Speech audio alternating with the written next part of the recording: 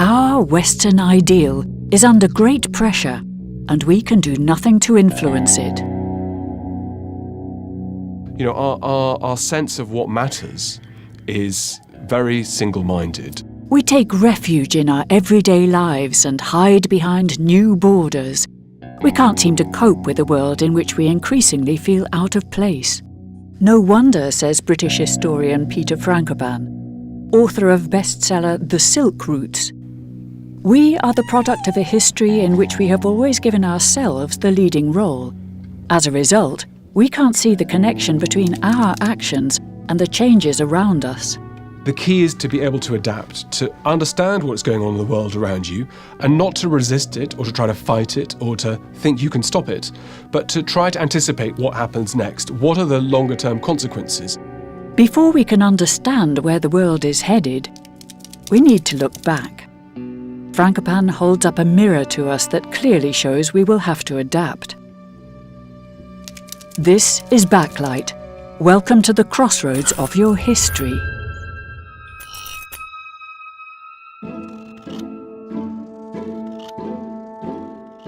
A new world order is being pushed together where, to an extent, it's not about excluding the West. The West, as it happens, is self-selecting out of it anyway. You know, we are navel-gazing, worrying about our own problems, and missing a world being formed as it does so, because we don't pay any attention to what's going on. I think it's fair to say that we in the West believe that other people in the world should be more like us.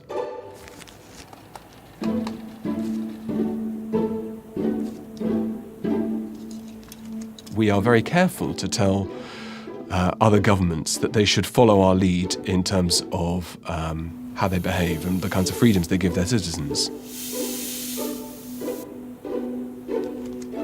That kind of cultural arrogance is not a deliberate choice. It's partly to do with the fact that it just doesn't cross our mind that it might be important or useful or even interesting to try to understand other people better. Peter Frankopan is a descendant of Croatian nobility and director of the Centre for Byzantine Research at the University of Oxford. When he looks at history, he doesn't see a series of peaks, but long threads of development spanning the globe. Normally in history, we look at small, narrow periods, small reigns, individual rulers, generals, and so on and so forth. And it's quite rare, I think, to try and look at big picture history, and particularly spanning continents, spanning over such a long period of time that I cover. These are Frankopan's new silk routes. The route of slavery, the route of gold, the route of oil, the route of violence, and so on. Various events and developments spread across several continents and millennia are somehow interconnected and affecting one another.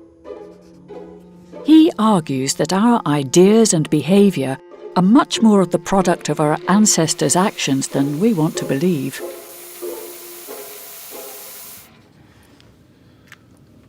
Well, so here's the part of the world I learnt about at school, here. But this is the middle of the world, here. And when I define who I am, I say I'm Caucasian, which is these mountain ranges here, between the Black Sea and the Caspian Sea. The Caucasus, this means something to us.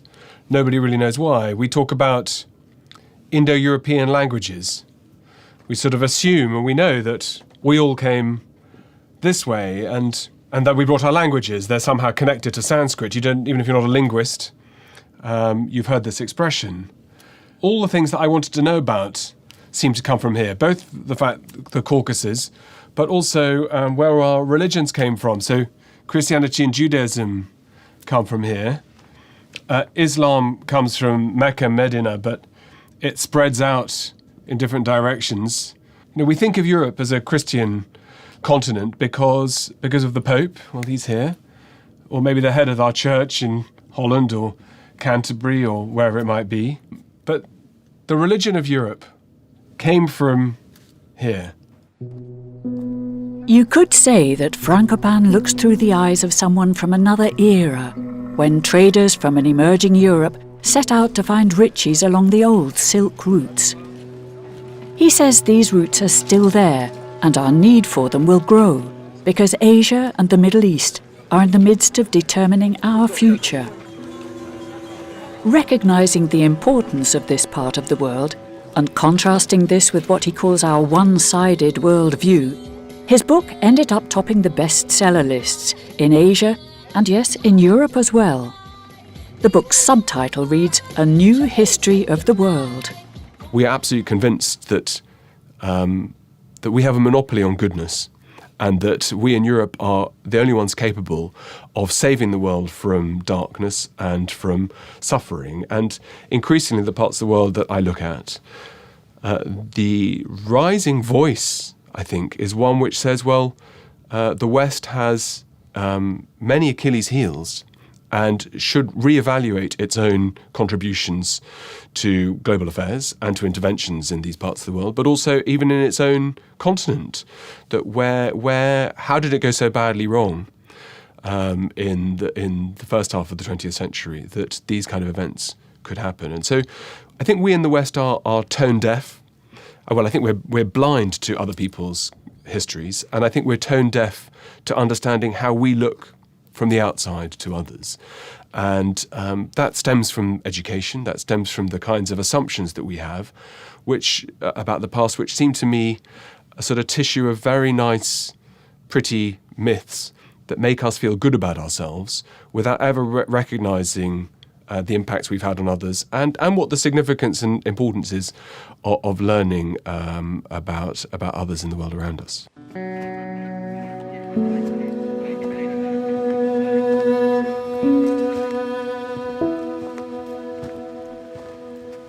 De taak dat ik meeloop in deze patrouille is om de geneeskundige zorg af te dekken. In eerste instantie voor onze eigen mensen en in tweede instantie om een snelle winst te maken bij de burgerbevolking, bijvoorbeeld door snelle wonden te verzorgen. En dan kweken we goodwill mee bij de burgerbevolking hier in dit gebied. Whether solving conflicts, providing development aid or trading cheap products, wherever we go with our weapons, help or contracts, we apply our laws and values. And time again, we are surprised when our intentions and their results turn out to diverge from one another.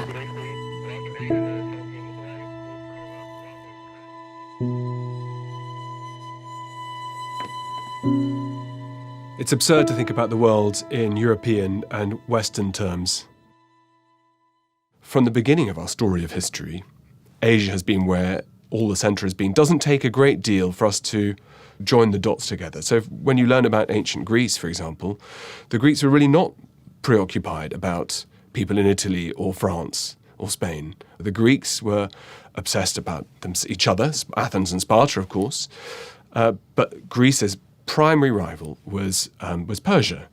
That was the same profile with Rome as well, that having mopped up these tribal peoples in the forests of Europe, Rome's anchor and centre of gravity was all centred, and its prestige all centred on gaining traction on trade routes through the Red Sea and the Gulf, but then across land routes into Asia as well, because Europe is at the wrong end of these great global trade routes.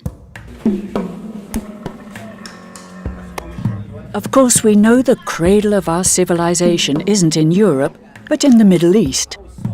But according to Frankopan, we fail to see that this region, along with the rest of Asia, is making an unprecedented comeback.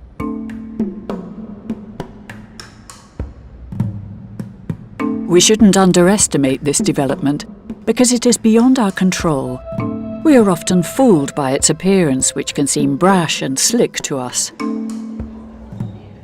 Well, we think that it's all very vulgar, don't we? We think that these guys with their expensive gold-plated cars and giant buildings and gold taps and so on, that it's excessive. And it never crosses our mind that maybe when we built giant palaces coming out of the swamps in Venice, that's all in the eye of the beholder. And, it's better to be nouveau riche than nouveau poor, as I think we're going to find out in Europe, that it's easy to smirk and laugh about people because they spend their money in whichever way they want. And it stands to reason that at a certain point, when you are not given any validation or treated with any dignity, that things in the West, our world that looks so comfortable and good to us, starts to look smug and self-satisfied to others around us. And in due course, it might just be that we need the help of many of these countries, many of these people, whether it's to build our nuclear power plants here or to invest in businesses that keep Dutch workers and British workers in their jobs, but also in terms of trying to deal with big strategic problems in the world, being able to talk to peers in Moscow, in Tehran, in Dubai, in Riyadh, and so on and so forth, is absolutely essential. And we broadly leave that up to a couple of ambassadors and the odd foreign minister who disappears over there. But we I think, are setting ourselves up to completely misunderstand the world of the present and future. And we've misunderstood the world of the past.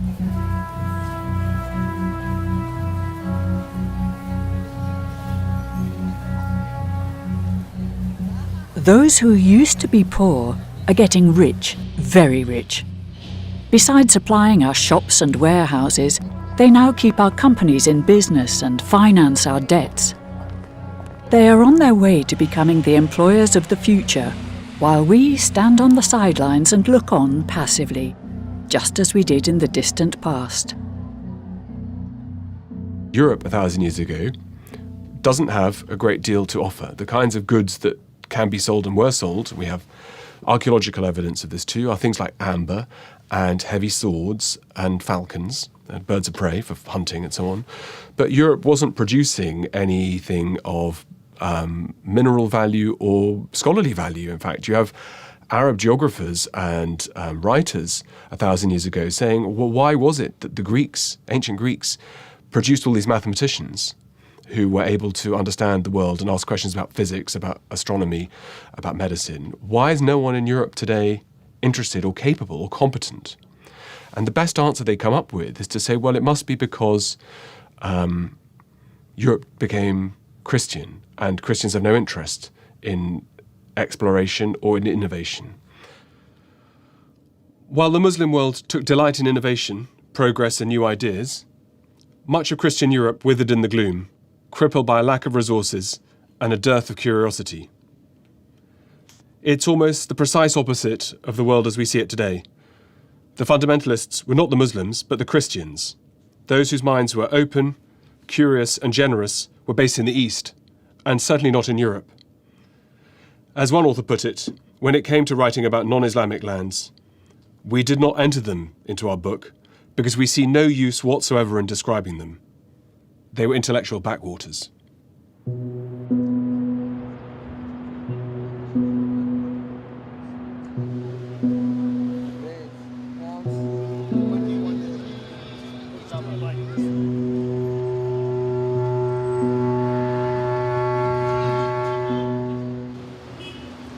With the current situation in mind, it is hard to imagine, but in around 800 AD, what is now called Iraq and Iran was one of the wealthiest regions in the world, with Baghdad as the centre of this wealth, the Paris of the Middle East. Wrong, Frankopan would say. Paris is the Baghdad of Europe. In any case, the Middle East was a place of progress, while Europe was still merely a place for exploitation, and its peoples, the best merchandise. A city emerged in about the year 800, which for centuries drew in scholars, learning, and artisans, because this was the wealthiest part of the world. And you have books written and texts written 1,000 years ago where I suppose it's what you'd expect to find, guidebooks for how the rich should spend their money. Where would you find the best saddles? Where are the tastiest pomegranates? If you're rich, you want the best that money can buy. And that means everything from fruit to horses to saddles to stirrups to ceramics. The one commodity we had in Europe in very large numbers that we could trade were women and children. There was no greater time of the slave trade than a millennium ago, where the demand for young men and women and children in a rich, vibrant Islamic world was huge. The demand was enormous. Cities like Dublin and Mainz and Utrecht, and above all Venice, began their lives as slave trading centres. Venice were repeatedly warned by the Pope to stop selling slaves to Muslims. These were the seeds for the double standard that would come to characterize our worldwide ventures, and whose tentacles would spread in all directions around the globe. Christian morality demands complete surrender in the name of God, and the world is split in two. But if there is money to be made, honestly or otherwise, God may not have a lot to do with it. The knights and their writers and their chroniclers talk about heroism, they talk about God, they talk about crusades. Those who are a bit more sober think about the money and the profits available. And the Venetians and the Genoese particularly start to build up very substantial trading positions with Muslim traders. It's doing one thing and promising that you're serving God, but on the other hand, money talks.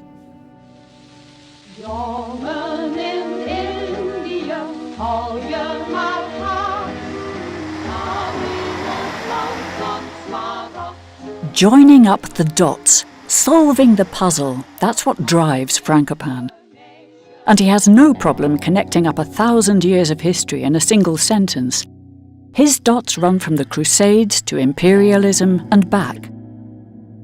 And as of old, the now ever-industrious Europe is increasingly leaving its mark on the world without worrying too much about the consequences. The fact that saying and doing are two different things doesn't seem to matter.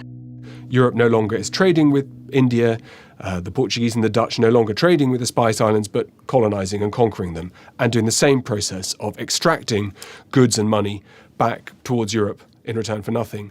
This is at the time when human beings are being trafficked across the Atlantic, taken from Africa to work for free, because there's no better work than free work.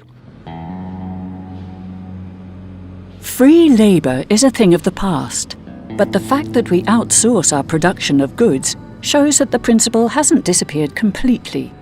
Cheap is almost free, and the working conditions of those who produce for our market don't seem to be an issue, at least not to us. We in the West generally have a default view, which is as long as it's not being made illegal, people should be able to do what they like and sell to whoever they like. And what the consequences of that is for broken families, for addictions, for cancer, for the health services, with armaments for breakouts of conflict in other parts of the world, potentially here in Europe too one day again. We don't think that there is a response because cash is king.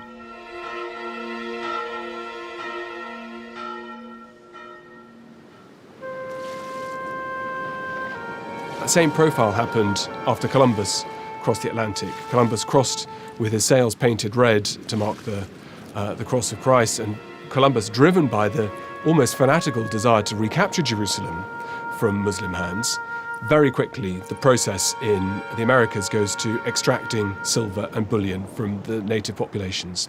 And that money enriches Europe in a way that helps spark the Renaissance. When Columbus sailed across the Atlantic, that gave the first moment for two new continents to be connected into global exchange. And that brought the peoples living in the Americas into contact with Europe, Africa, and Asia. That geographically meant that Europe became a central continent. While the Americas were separate to Africa, Europe, and Asia for millennia before then, despite the very minor contact with the Viking world, that repositioning at the centre was fundamental. But second, the causes that allowed Europe to discover routes across the Atlantic, and almost at exactly the same time, routes around the southern tip of Africa to reach India, those technological advantages that Europe had been busy trying to create for itself really were the result of the fact that Europe couldn't compete in other ways and shapes and forms. And so its ability to cultivate and systematise force and violence were hugely important parts of Europeans' success and of Europeans' desire to constantly innovate. The gold and the silver particularly, but also the jewels of the Americas were brought back to Europe by the cartload. The gold was stored like wheat, one account says, and there was so much of it. And that redistribution of assets from the Americas primarily to Europe, but then recycled through to Asia, because what the Europeans did with that sudden surge of wealth was to buy goods that came from Asia, textiles, spices, ceramics. And so that money starts to find its way being sent around the world through proper globalized trading patterns. Fighting, violence, and bloodshed were glorified as long as they could be considered just. This was one reason, perhaps, why religion became so important. There could be no better justification of war than it being in defense of the Almighty. From the outset, the fusion of religion and expansion were closely bound together. Even the sails of Columbus's ships were marked by large crosses. It was all part of God's plan for the West to inherit the earth.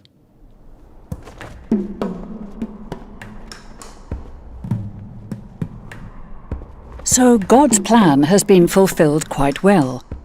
In his book, Frankopan devotes several hundred pages to the European appropriation of the world and the structural violence that came with it.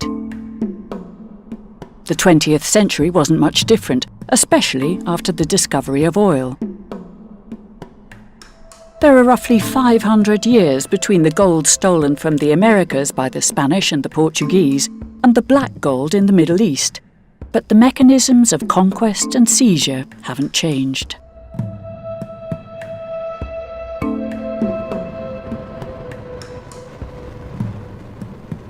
Amazing, and this is directly linked to the modern world. This is the birth origin of British petroleum. The oil find in Persia and then later on in Mesopotamia were on the scale of the discovery of routes across the Atlantic by Columbus. European industry was rapidly growing, and the need and the desire to make them more efficient in terms of what fuels were burnt, the demand was enormous. During the course of the First World War, the oil fields were described by the British government as a first-class war aim. So we think of the First World War as being to do with the trenches and the warfare in the Somme and the suffering on the Eastern Front.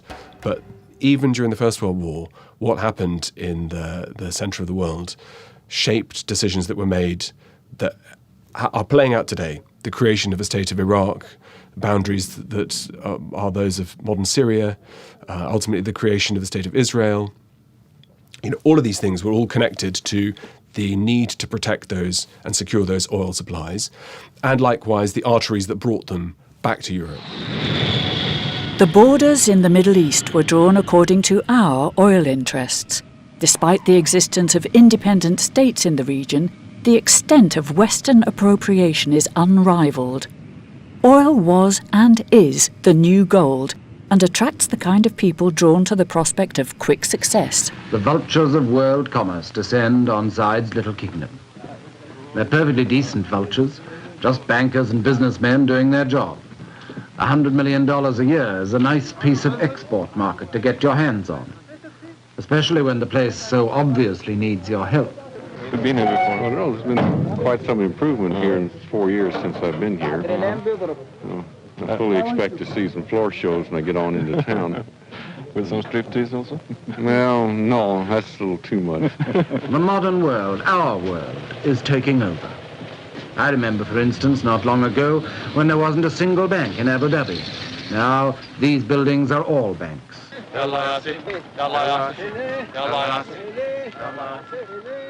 Control of those resources have always given a very difficult series of balances, which is that it's in the interests of the oil exporters from the West to pay as little as possible to get the fuel out of the ground and to keep as much of the profits and money as possible, and to give as little back on to the local concerns.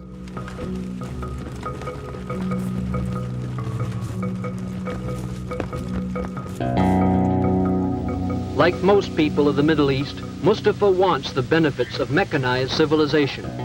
Change is coming as the great natural resources of Iran are developed. The most important resource is oil. At Abadan is one of the world's largest refineries, built to serve customers of many nations. Developed by British interests, Iranian oil has been the subject of bitter dispute. The The wrangling with Iran has made the country a prime example of the way the old allies from the West tried to exert their influence on the region.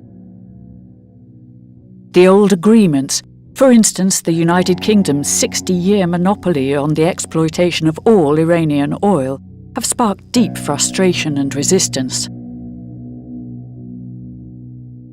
Almost as soon as oil starts to flow through pipelines and brought by tanker back to Europe, the local populations start screaming and shouting that their share of the profits of this black gold are not fair or correct. And it's not long before the population in Iran in particular starts to become extremely vocal about the fact that the West is taking all of the benefits and there is nothing to show for it domestically. When money is grudgingly returned back to local rulers and to the Shah, it's put into the hands of the few rather than to the hands of the many. And the more corrupt and the more venal, the more the richer that the wealthy become, the easier they are to deal with and the easier they are to buy from businesses abroad. And soon that oil money is being recycled. The money that's coming back to places like Iran is being used to buy weapons, eventually to buy nuclear technologies on a scale that is mind-blowing. And that process of always having a cycle where Europe sits at the centre, taking what it needs, and then giving back almost poison to make sure that the world becomes more destabilised, poses some very important questions about Europe's rise and about Europe's present and also about its future. The game is far from over. As the Cold War progresses, the creativity used to manipulate strategic partners in the Middle East rises to new heights. Weapons go on discount, and yes, even nuclear energy is sold over the counter. Anything to keep strategic friends happy. The United States would be more than willing. It would be proud to take up with others principally involved the development of plans whereby such peaceful use of atomic energy would be expedited. Atoms for peace was the American response to the fear of Soviet influence in the region. Nuclear power plants and technological knowledge supplied in order to command and confirm friendship, and despotic leaders like the Shah supported in exchange for loyalty and oil. Regardless of the consequences should that loyalty come to an end.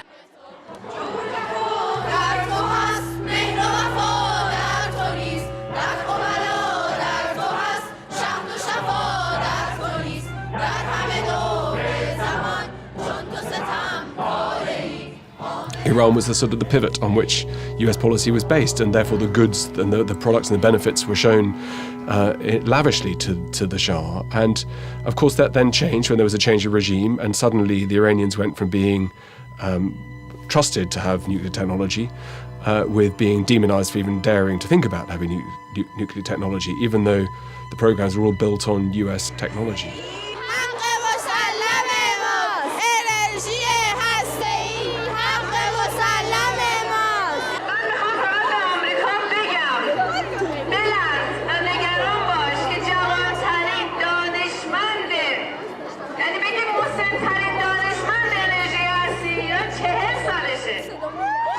The way in which the nuclear program took place was almost says everything about how foolish we were to think that people would never quite, that there were never any problems that would come down the line to face us.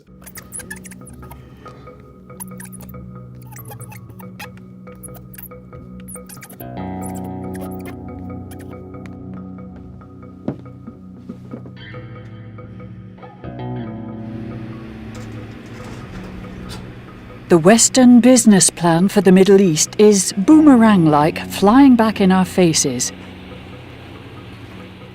Some old allies now foster ambitions of creating their own nuclear weapon. And whether realistic or not, this provides a good argument when demanding a new foreign policy. The evolution of Saddam Hussein wanting a nuclear device was all driven directly by his experience in the 1980s, where he found out that the Americans had been selling weapons to his deadly enemies in Iran during the Iran-Iraq War at a time when they were supposed to be supporting Iraq. The process of not understanding what the consequences will be, led to the fact that after the first Gulf War, when Saddam was left in power, the idea, which we get from his audio recordings underneath Saddam Hussein's palace in Baghdad, found thousands of hours of audio tapes. He recorded everything, like all paranoid, schizophrenic dictators might be expected to do. And his conclusion is, if we have just one nuclear warhead, people in the West will think we're crazy enough to use it, and therefore will leave us alone. So there was an attempt. There was almost a cold logic in this idea to try to disengage with disastrous, self-serving double dealing of the West.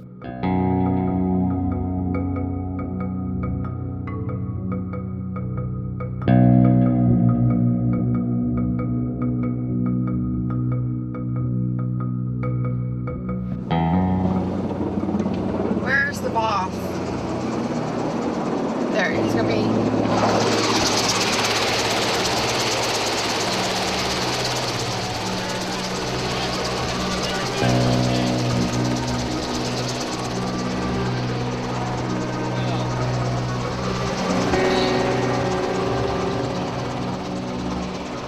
We are literally the legal government for Iraq. In effect, I'm the number 2 official in the Coalition Provisional Authority, and that makes me, if you will, the Vice President of Iraq. We've arrived at the palace of Saddam Hussein. This area is called the Rotunda. I don't know if you can shoot the dome above us. It's pretty impressive. All the inscriptions on the walls up above and around us are all remnants from Saddam. Praising himself. This is formerly Saddam's office. I've heard about this room. I've never actually been in it before, but you can see it's got a lot of unopened bottles of wine and Johnny Walker Blue Label. There's looks like a case of Remy Martin. Well, they had quite a life for themselves while they ruled.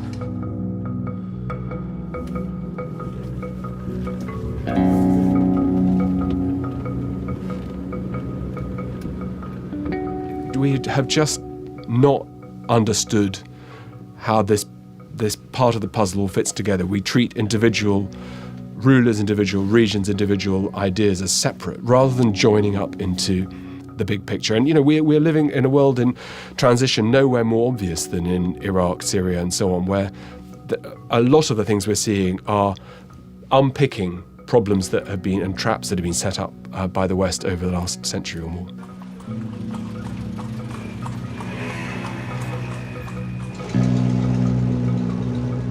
These are parts of the great story in which the West plays the leading role, but depending on your perspective, it has not always been the role of the hero.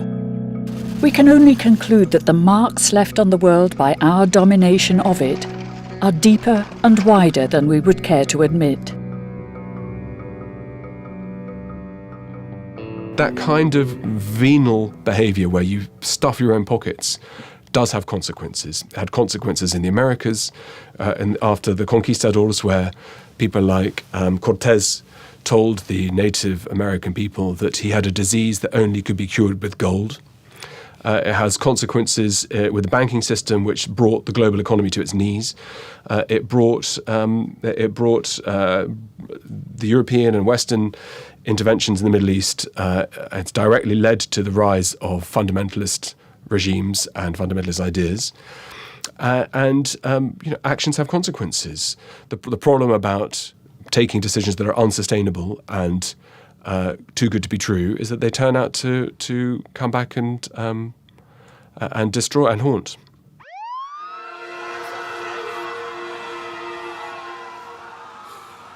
This crusade,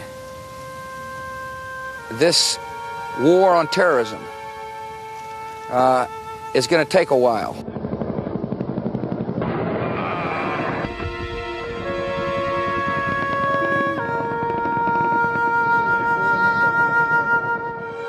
أقول أن المعركة هي ليست بين تنظيم القاعدة والصليبية العالمية.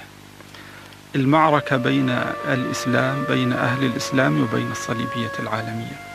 Well, you know, the language of the video tells you everything you need to know about the complete failure of the West to understand the East. I mean, even talking about the Crusades, bin Laden is choosing a word that is extremely loaded in the Arabic-speaking world, in the Muslim world, where a crusade is a byword for duplicity, for men to use their beliefs as a screen to get what they wanted, in terms of wealth, trade, and so on and so forth.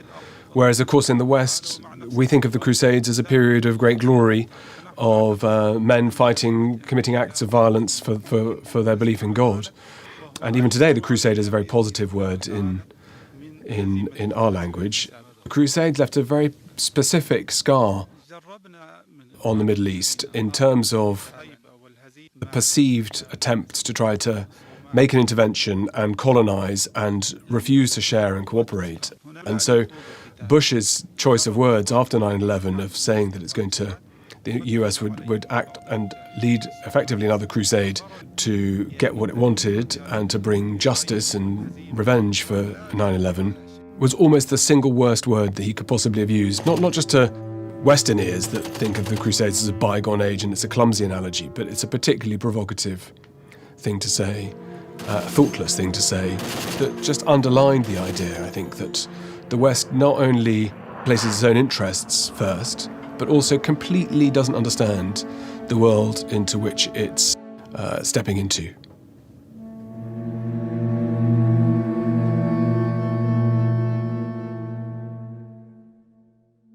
From the European swamps, via the slave trade, the Crusades, the discovery of America and the race for oil, to the war in Afghanistan. It's a head-spinning journey through time along the ancient Silk routes. But if we refuse to see the connections between all these events and everything in between, we can't determine where we stand, how the world sees us, and where we are headed. If you are Russian or Iranian or Southeast Asian or India and Pakistan or China, and you're trying to see what role it is that the West plays in the world in terms of its political balancing power, in terms of its trade and so on and so forth, the West, measured by its results, doesn't look particularly effective right now. You know, it looks like when we intervene, we get it wrong. We're particularly bad at making new friends. We talk about ourselves putting ourselves first and having new trade deals and breaking down barriers. I think we see how the world is now going to emerge. I mean, it looks like the pattern is coming where isolationism and self-interest take center stage. So the key chanting line during Trump's election and after his inauguration is about America first. Leave other people to themselves and let them kill each other if they need to.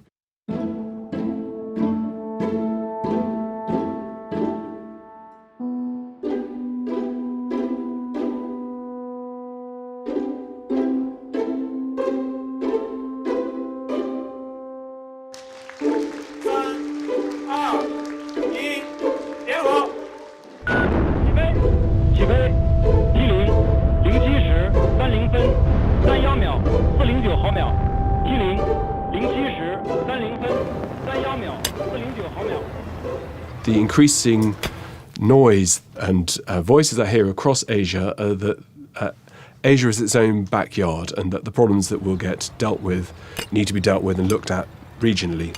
And that includes current discussions about Syria being held in Kazakhstan with delegates from Russia, from Iran, from China, but no one from the West. This is a world where the United States and Europe have made their bed and can lie in it. And in any event, what purpose is there trying to involve them in solving problems that are regional and perceived to be local? So these new blocks that are knitting together are ones that are finding ways of trying to collaborate and to talk to each other and to find ways of solving problems mutually. The transfer of wealth from the West towards the East over the last 3 decades has been monumental in scale. The size of GDP distribution across the rest of the world, away from Europe and from the States, has been vast, to the point that Trump is right, that China has grown at the expense of American mill workers and fabric workers.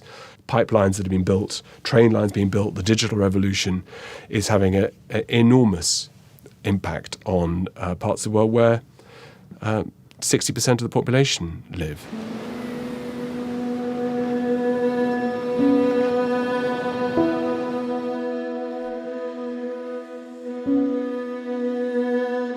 We will have to get used to it. We are less and less needed, whether we like it or not. The choice is ours, stay in the game or not. But entrenching ourselves, says Frankopan, will get us nowhere.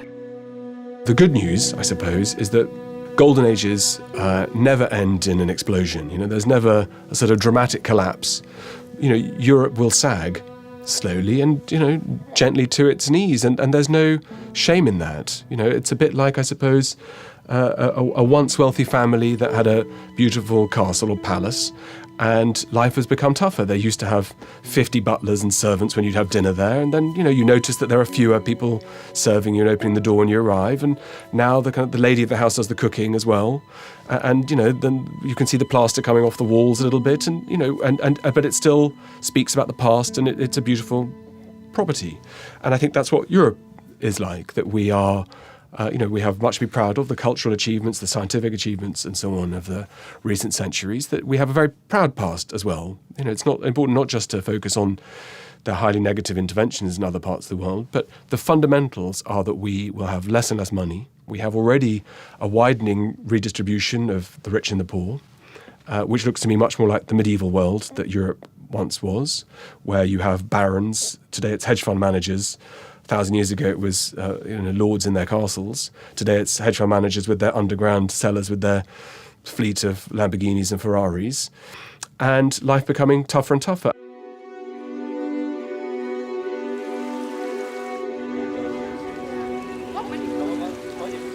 They do have a lot of tourists coming to visit us. They have a lot of students coming to study in, for example, in my university. And the wave is almost only in one direction. We don't send many students at all to study in India or in China or in Russia. The children of the elite and of the middle classes from all these countries, they do know how to have cucumber sandwiches and what we listen to and what's the best way to have fun in the Fondle Park at the weekend. They do know that because they travel.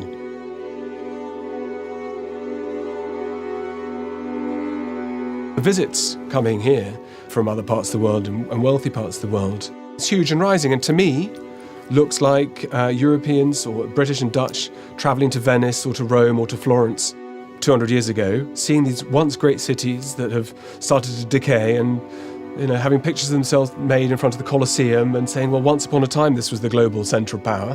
One day people will walk down the Kaisersgracht here and will point at those buildings and say, people really spent millions to buy this kind of property? Could they not see that the world was changing? Could they not see that Asia and Southeast Asia were rising in terms of their economies? And did they not think to prepare?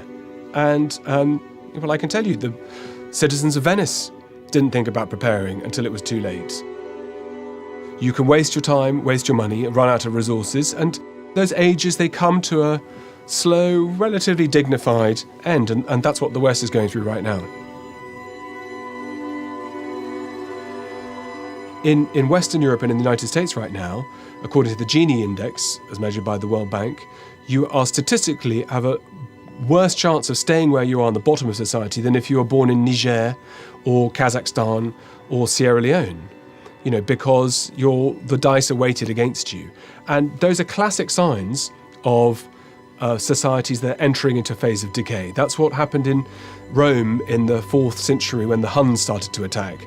The criticisms were all that the sons of the wealthy spent all their times at the bathtub talking about, they didn't talk about models and film stars, but talking about who they were having liaisons with and about which are the most fanciable women in Rome, rather than getting stuck into the administration of what was at the empire. At the hour of need, people put their own self-interests first. And that was the same story in the Crusades when Jerusalem fell.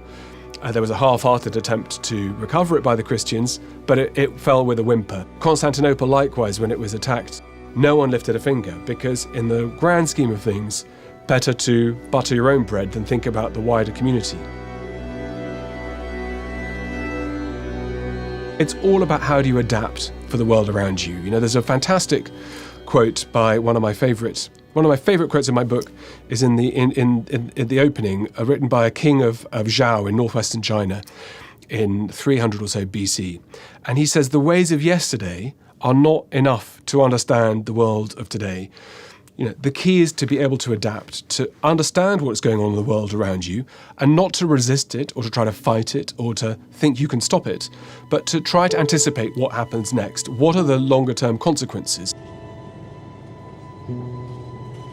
In the same way that what would you do if you're in Venice when news came through that Vasco da Gama had found a way to India? You know, one man took to the roof of the palace and shouted down that, you know, we're doomed in Venice.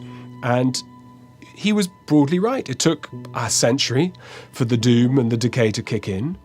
But what should you do? And that's the crossroads that we're at now.